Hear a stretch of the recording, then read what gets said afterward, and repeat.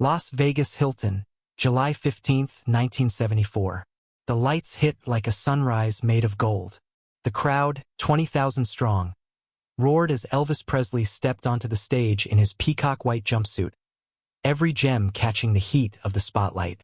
The orchestra began the familiar rhythm of Suspicious Minds. It was supposed to be just another sold-out night in Vegas. But then, something small, something human, stopped the king cold. From the shadowed wings, a tiny hand waved. Lisa Marie, 7 years old, watching her father perform for the first time. Elvis saw her.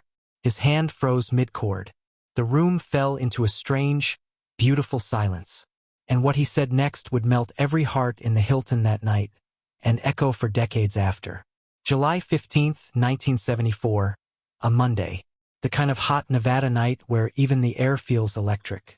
Outside the Hilton, fans crowded the lobby, clutching ticket stubs, scarves, and Polaroid cameras. Inside, the lights dimmed.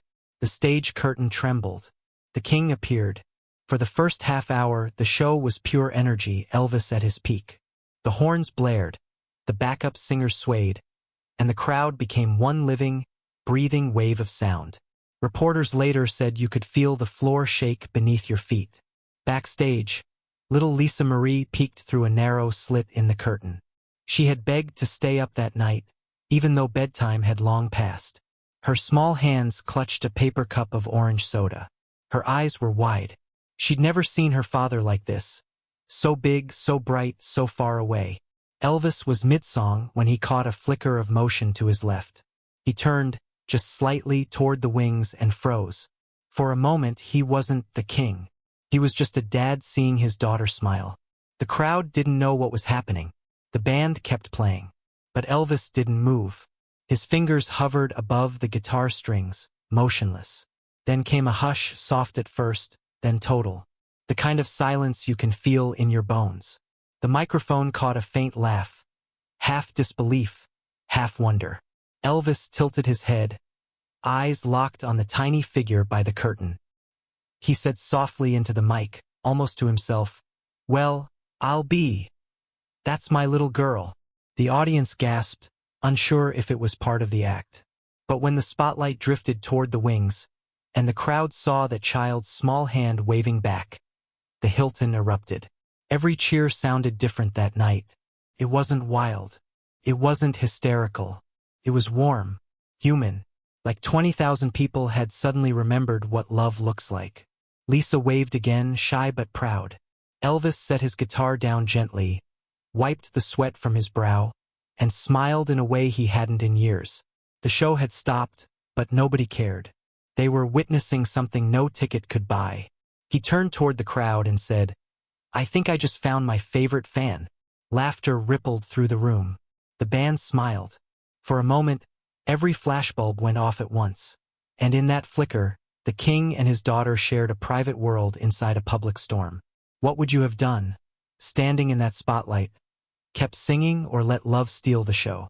The orchestra tried to keep the song alive, but the rhythm faltered the moment Elvis turned his head.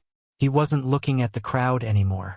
He was looking at her, Lisa Marie, 7 years old, barefoot, standing beside the curtain like she'd stumbled into a dream. The backup singers exchanged glances. The drummer hesitated, waiting for a cue that never came. Elvis didn't blink. The band faded until the only sound left was the hum of the microphone and a faint buzz from the stage lights. He set the guitar down on the amp, still humming softly under his breath. The audience sat frozen, thousands of faces staring at a man who suddenly looked less like a superstar and more like a father seeing his little girl grow up in a single heartbeat. The crowd didn't know whether to clap or stay silent. And then Elvis did something no one expected. He walked toward the edge of the stage, eyes never leaving the wings. He raised his hand and waved back. The spotlight caught the motion, that small gesture, that smile.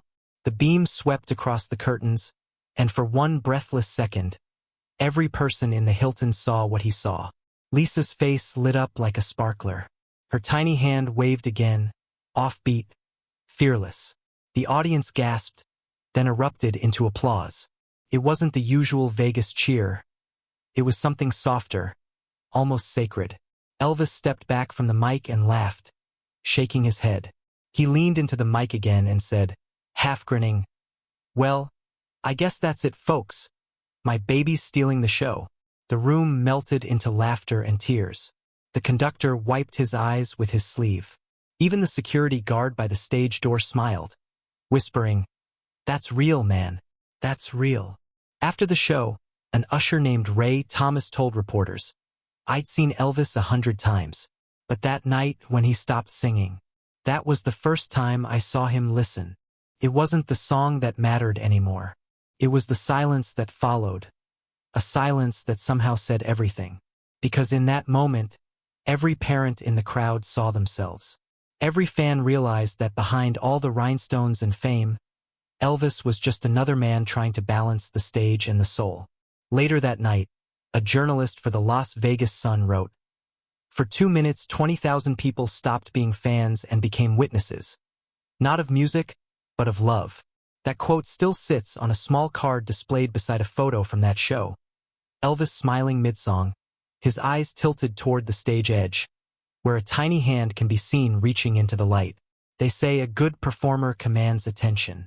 But that night, the king surrendered his. What would you have done? Kept the show going or let the world stop for someone you love? The night didn't end there, because after the curtain fell, something happened backstage. Something that would turn that tender moment into a story whispered across decades. As Elvis stepped off stage, applause still echoing behind him, Lisa came running toward him, shoes untied, arms wide. He scooped her up, still breathless from the lights. She pressed her face against his chest and said, "Daddy, everyone was looking at me." He laughed softly. "No, honey.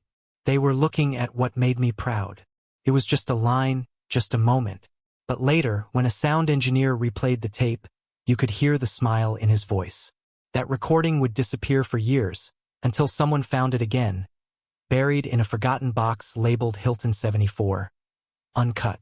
The show ended, but the story didn't. While fans poured into the neon night, an aging sound engineer named Alan Peters stayed behind in the booth, packing up reels and cables. It had been just another Hilton gig until the silence. He rewound the tape one last time before locking up. As the reel spun, he noticed something odd, an extra minute of recording after the final applause. Normally, he would have erased it, but curiosity made him listen. And there it was, faint but clear. Elvis's laugh, Lisa's voice, a conversation never meant to be heard by anyone outside those walls. Lisa, "Daddy, everyone was looking at me." Elvis laughed softly. "That's all right, honey. Let them. They're just seeing what I sing about." A pause. Then a whisper, Elvis's voice quieter now. "Don't ever be afraid to shine, all right? Even when it's offbeat." Alan froze. The tape hissed, crackled, then stopped. He didn't know it yet, but that tiny reel would become one of the most whispered about recordings in Elvis history. For years, it sat forgotten in a box labeled Hilton 74 Backup. When Alan retired in 1986, he took the boxes home, not realizing what was inside. They gathered dust in his attic, until the summer heat warped one of the spools. That's when he finally decided to digitize the recordings. When the files loaded, he heard that moment again, the laugh, the tenderness, the father behind the fame. Alan played it over and over, tears welling up each time. He called an old friend at Memphis Sound Archives and said, "I've got something nobody's ever heard. It's not a song. It's his heart." In 1994, the tape quietly surfaced. A local Memphis radio host played a 30-second clip during a late-night show. No big announcement. No promotion. Just a soft voice, a father's chuckle, and a child's joy. Within hours, the station's phone lines crashed. Fans called sobbing, asking to hear it again. One woman said, "I listened my whole life, but that's the Elvis I always imagined existed." The station replayed it 3 times that night. Then, like a ripple, bootleg copies began spreading. Within days, the clip reached fan clubs in Germany, Brazil, and Japan. They called it the kindest note. Others nicknamed it the whisper tape. Graceland officials refused to confirm it was real. But Lisa Marie's brief comment in a 2001 interview seemed to settle it. "If it's the one I think it is, that was us. That night. My favorite night." Her voice cracked a little when she said it. The interviewer tried to press, but she smiled and shook her head. "Some things you don't explain. You just keep them." The tape became something more than memorabilia. It became proof that behind the glitter, the gospel, and the glamour, there was a father who could pause the whole world for one tiny wave. Collectors tried to buy it. Labels offered money. But Alan never sold it. He told his son, "This isn't meant to be owned. It's meant to be remembered." Before his death in 2005, Alan donated it to Graceland's archives. The letter he left behind reads simply, "Found on the reel that stopped the world. July 15, 1974. Even now, if you visit the museum on a quiet weekday morning, you can hear it playing faintly from a small speaker near the end of the exhibit. Elvis's laugh, Lisa's giggle, and that one line the crowd never heard, 'Don't ever be afraid to shine.' Maybe that's what he meant all along. That kindness, like music, doesn't fade when the lights go out. It keeps echoing in the people who remember it."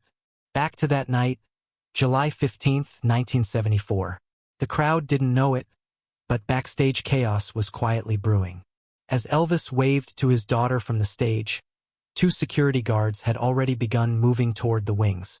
No one, not even family, was supposed to be near the performance area during a live set. Stage director Joe Esposito, Elvis's lifelong friend, motioned to stop them. He knew that look on Elvis's face. That wasn't the king performing. That was a father trying to remember what mattered. But the guards didn't listen. They moved closer, unsure whether to remove the child or freeze. One reached for his earpiece. "Do we pull her back?" Joe whispered sharply, "Not tonight." On stage, Elvis lifted the microphone again, but the music hadn't started. The crowd waited, breathless. You could hear the soft feedback hum through the speakers, like the room itself was holding its breath. He looked at Lisa again. "You all right, baby?" She nodded, grinning ear to ear. The audience melted. But for the security team, it was pure confusion. Vegas shows ran like clockwork, every second choreographed. What Elvis was doing now, it wasn't in the script. One guard turned to Joe. "What if the bosses see this?" Joe shrugged. "Let them. They're seeing something money can't buy." Lisa took one cautious step onto the stage. Elvis smiled, half laughing, half nervous. "You gonna come say hi to everybody?" he asked. She nodded again, fearless. The audience gasped as the spotlight followed her tiny frame. 1,000 flashbulbs exploded. Security froze. No one dared interrupt. Because for once, the king wasn't the show, love was. Elvis reached down, lifted her into his arms, and faced the sea of faces before him. "Folks," he said, "this here's my reason for everything I ever sang." Applause erupted. It wasn't loud, it was emotional. The kind of applause that feels like prayer. Some people said later they could see his hands shaking as he held her. The weight of 7 years of missed moments in a single embrace. From the back row, a fan named Maria Walters, who kept a small diary of every Elvis show she attended, wrote that night. When he lifted her up, the lights looked softer. Even the air felt different, like something holy was happening. That diary page still exists, preserved behind glass in Graceland's private archive. For a few seconds, Elvis just held her and whispered something into her ear. Nobody could hear what he said, but the cameras caught his lips forming 3 words. "You saved me." Maybe he meant it as a joke. Maybe not, because when the orchestra started up again, he didn't resume Suspicious Minds. He turned to his band and called out something else. An unrehearsed gospel tune he hadn't performed live in years. "Peace in the Valley." It wasn't on the set list. It wasn't planned. But when he began singing, every note felt heavier, truer, closer to something real. Lisa stayed by his side through the first verse, smiling shyly at the crowd. Then, right as the chorus began, she ran off stage again, like a flash of light disappearing into the wings. Elvis finished the song with tears in his eyes. And when it ended, the Hilton went silent again. A silence deeper than any encore. He whispered into the mic. That's the hardest act I ever followed. That moment, when the king stopped for love, became a legend without cameras or headlines. But for everyone who was there, it burned itself into memory. Because in that brief pause, the man who carried the weight of 1,000 shows finally let himself be human. The audience was still standing when the first notes of peace in the valley faded. Elvis lowered the microphone, head bowed. The spotlight dimmed to a warm amber. He looked toward the wings again. Lisa was gone now, back in the shadows. But the smile she left behind still hung in the air like perfume. He turned back to the band and whispered, "One more." They exchanged puzzled looks. The conductor mouthed, "What key?" Elvis just said, "Soft." The room fell still. Then, slowly, he began to hum. Not a song anyone recognized. Just a melody, simple and slow, like something made up on the spot. No drums, no brass, just his voice and the faint strum of a guitar. Little light, shining bright. Daddy sees you tonight. The crowd leaned in, straining to hear. It was a lullaby. One that wasn't written down, wasn't rehearsed, never recorded. But people swore years later that it was the most honest thing he ever sang. In the control booth, Alan Peters, the same sound engineer who'd later find the tape, hesitated. Should he roll the reel? He did. Instinct told him this wasn't part of the show. It was something rarer, a glimpse of the man beneath the crown. Elvis's voice trembled on the second verse. When the lights all fade away, you'll still know my name. A hush swept across the Hilton ballroom. Even the waiters stopped moving. Glasses remained mid-air, untouched. The audience wasn't watching a concert anymore. They were witnessing a man trying to hold on to something the spotlight couldn't touch. Near the side curtain, Lisa peeked out again. Her small fingers gripped the frame as she watched her father hum the last few lines. She didn't understand the words, but she understood the feeling.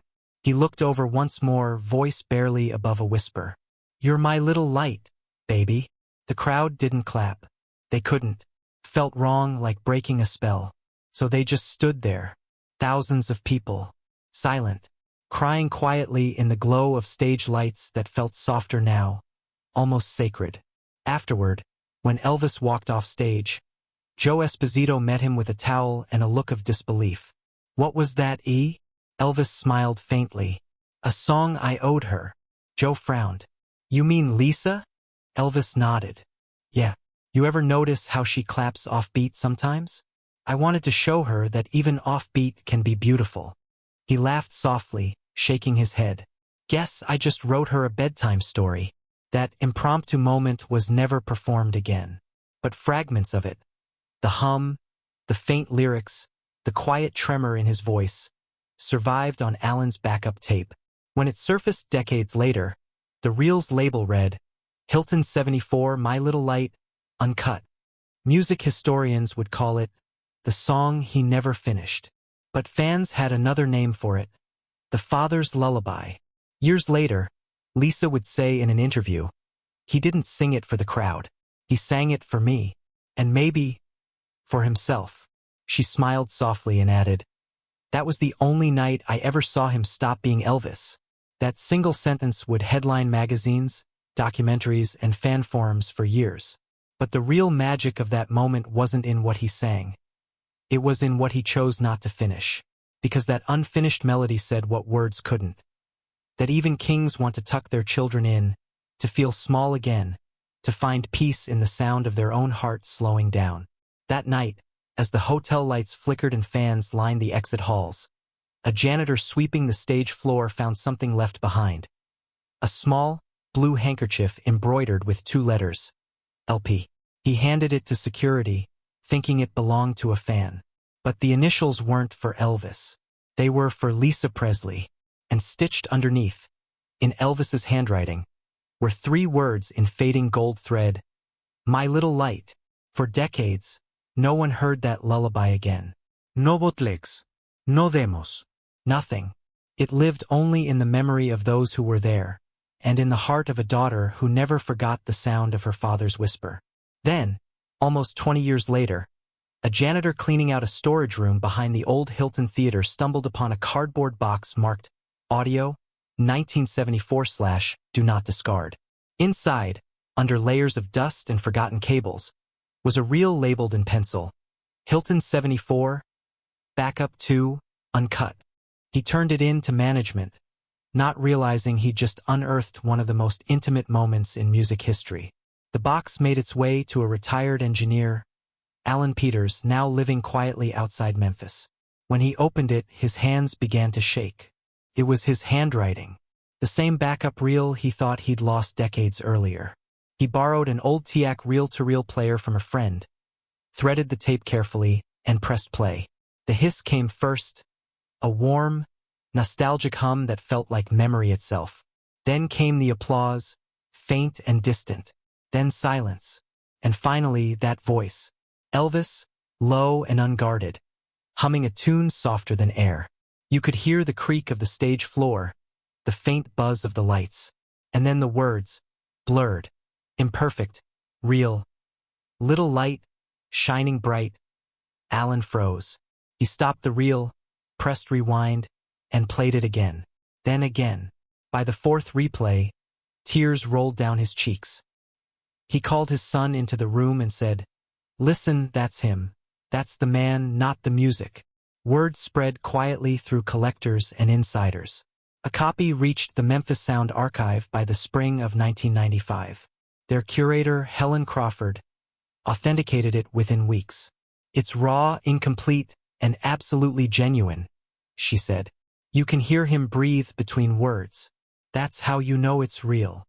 A local radio station aired 30 seconds of it that summer. Just the humming and a single whispered line, "You'll still know my name." The segment aired at midnight. By morning, phone lines were flooded. People called in crying, saying it felt like hearing him live again. One fan said, "He sounds like he's singing from heaven." Within a week, national news picked it up. Headlines read, "Lost Elvis recording unearthed, the father's lullaby." But the most touching reaction came from Lisa Marie herself. When asked about the tape, she paused, smiled softly, and said, "That was the night I waved." The tape was restored, cleaned, and placed in Graceland's private archive later that year. On the display case, a small plaque reads, "Hilton, July 15, 1974. Recorded live, never finished." Visitors describe standing before that glass case in silence, just listening to the faint playback loop through a hidden speaker. The hum of the reel, the breath between words, the ghost of a melody made only once for one person. It's not grand, it's not polished, but it's pure. When asked why the song was never released commercially, Lisa said, "Because it wasn't for the world. It was for that moment. Some songs are meant to stay where they happened." She added quietly, "That tape isn't about fame. It's about love remembering itself." Even now, sound engineers who've studied the reel say there's a heartbeat-like rhythm buried in the hiss, a faint thump every few seconds. Some believe it's feedback from the stage mic. Others say it's something else. Alan's son once said, "My dad thought it was Lisa running backstage. Her footsteps, caught in the mic. Either way, that pulse, that heartbeat never fades. It's the sound of a father's love, caught by accident, meant to last forever." That night, July 15, 1974, wasn't just another concert. It was the night Elvis Presley stopped performing and started feeling again. Those who knew him best said something shifted after that show. He was lighter somehow, but quieter. It was as if the man who'd carried the weight of the world on his shoulders had finally remembered what it felt like to be held by something small, something pure. Joe Esposito, his closest friend, later said, "He came off that stage different. Usually he'd joke, talk, wind down. But that night, he sat in his dressing room, holding Lisa's little hand, and said, 'That's what it's all about, Joe. Not the lights, not the applause. That right there.' From that moment, every show changed, just slightly. Elvis began pausing between songs, talking more softly to his audience, almost like a friend confiding instead of a king commanding.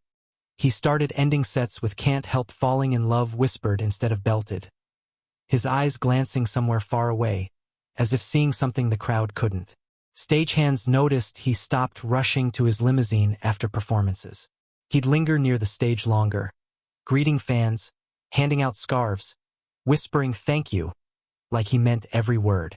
That tenderness had always been there, buried beneath exhaustion and expectation. But after Lisa's wave, it came to the surface, real and unguarded.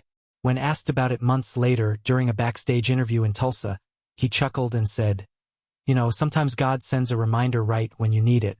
Mine just happens to call me Daddy." The interviewer laughed. "So she's your good luck charm?" Elvis shook his head. "No, she's my compass. Reminds me where home is." Those lines never aired on television, but they were written down in a journalist's notebook found years later. Tucked inside a collector's archive, fans began to notice something different, too. The music felt warmer.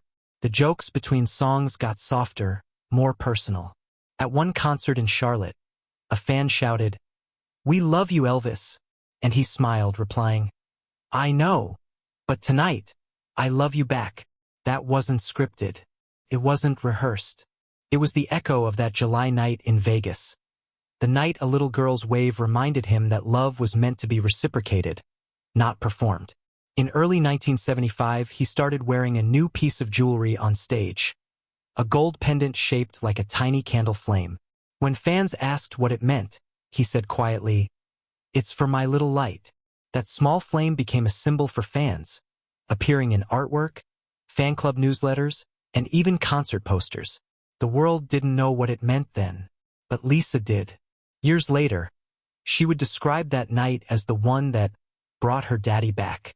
"I didn't know it then," she said, "but when he looked at me from that stage, it was like he remembered how to breathe again." She paused, eyes glistening. He didn't need the crown that night. He just needed to be Dad. When Elvis passed away 3 years later, that moment, that wave resurfaced everywhere. Fans brought photos of the Hilton show to candlelight vigils. They printed signs that read, "For the man who waved back." And among the thousands of flowers laid outside Graceland, one bouquet carried a small note written in a child's handwriting, "Thank you for waving." Nobody ever found out who wrote it. But those who saw it said it looked like it could have been written by Lisa herself, or by any daughter who ever wished her father could look her way, just once more. That night didn't just change Elvis. It changed how the world saw him, because the king wasn't defined by how loud the crowd cheered, but by the one voice that whispered, "Daddy," and made him listen. Years pass, and the lights of that Hilton stage are long gone. But the story of that night, the wave, the whisper, the song that never finished, still travels like music through generations. Every summer, fans gather at Graceland. They bring flowers, letters, and tiny paper candles.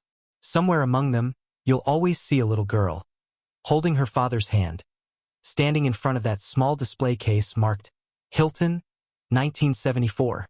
Inside sits a reel of tape, a blue handkerchief embroidered with gold thread, and a tiny photo of a man mid-song, his eyes glancing toward the wings. No one needs to explain the photo anymore. They all know what moment it captured. A fan club in Japan calls it the Night of the Wave. In Germany, they named it the pause that changed the king. Across fan forums, one sentence keeps coming up again and again. "That's when Elvis became human." It's strange, isn't it? For years, the world built him up as something untouchable. A voice, a symbol, a legend too large for real life. But one small gesture from his daughter turned him into something rarer. A father who saw his child and let the whole world witness that love. Music historians argue about what made Elvis timeless. Some say it was his voice, others his charisma. But the people who were there that night, they'll tell you it wasn't his singing that stopped their hearts. It was his silence. That pause between the crowd's cheers and his next breath. That moment when a father chose love over performance. That was the real encore. Lisa once said in a quiet interview years later, "When I waved, I didn't think he'd see me, but he always did. He always found me." Those words became the title of a short documentary released years later, "He Always Found Me." It featured that same tape playing softly underneath, her childlike giggle fading into the hiss of the reel. When it premiered, fans cried. Not because of fame, but because, For once, it wasn't about the king. It was about the man behind him, the one who remembered how to be found. In 2017, a small brass plaque was added outside the Hilton Theater, now renamed. It reads, "In memory of July 15, 1974, when the world stopped to watch a father love his child." Below it, in smaller script, "Dedicated to Lisa Marie Presley, his little light." Visitors still leave handwritten notes under that plaque. Some say things like, "Thank you for showing us love is louder than fame." Others write, "I waved once too, and my dad waved back." Every story that gets left there becomes part of his legacy. Not of rhinestones or spotlights, but of grace, small, quiet, unforgettable grace. Because that's what legends do when they live right. They don't just leave songs. They leave echoes, reminders that even at the height of everything, the simplest moments define us most. A wave, a smile, a song left unfinished. Maybe that's why fans still whisper, even decades later, "He didn't just sing to us, he saw us." And maybe that's the truest kind of immortality, not being remembered for what you performed, but for who you were when the spotlight dimmed. So if you ever find yourself doubting whether small moments matter, remember that wave. One little hand lifted from the shadows changed a man, softened a legend, and reminded millions that love doesn't need to be perfect. It just needs to be seen. Because sometimes the quietest gestures echo the loudest across time. If the story moved you, share it with someone who still believes love outlasts fame. Were you ever part of a moment that changed how you saw someone you loved? Tell us in the comments or keep it close like Elvis kept that lullaby. Because every wave leaves a ripple, and some ripples never fade.